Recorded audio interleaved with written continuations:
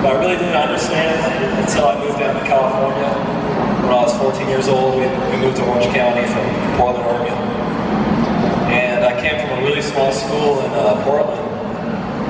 And it was a public school, but very small.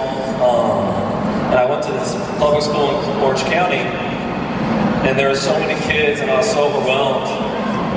And so I came home crying for like 4 straight days because I'm soft. And so my parents found a small school to put me in as a Catholic school. My brothers went to Catholic high school, and I feel like from that point on, God changed my life. Really from the first day, I really looked forward to going to religion class every day. And every teacher I had from when I was 14 till I graduated high school, I still have a relationship with those religion teachers that I had. God has really had an impact on my life, and these guys can tell you, baseball is such a life lesson game. And we run into so many guys, so many chaplains that kind of move us, kind of guide us in the right direction. But faith, you really have to have so much faith. And you learn that from this game. It's not simultaneous. Obviously, we're humans too.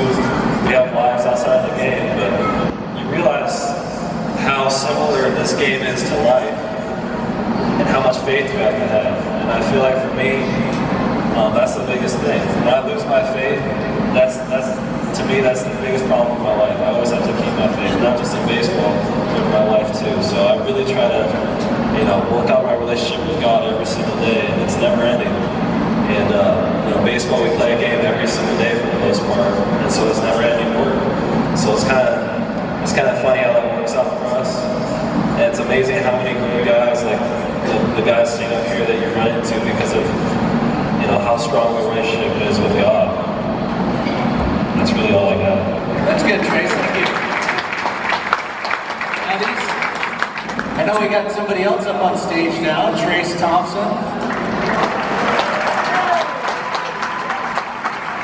It's been fun getting to know Trayce this season. Got to know him in spring training.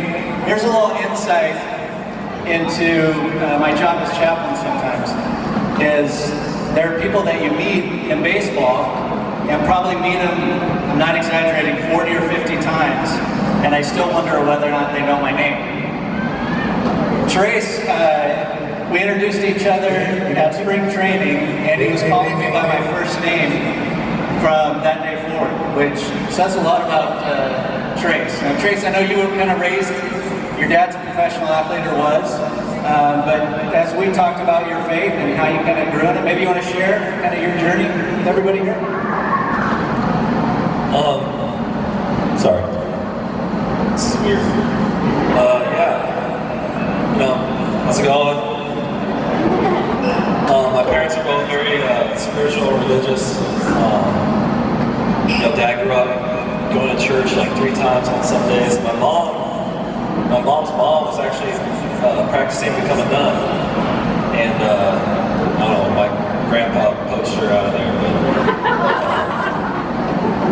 But, yeah, so I feel like with my parents, they set a really good example for me.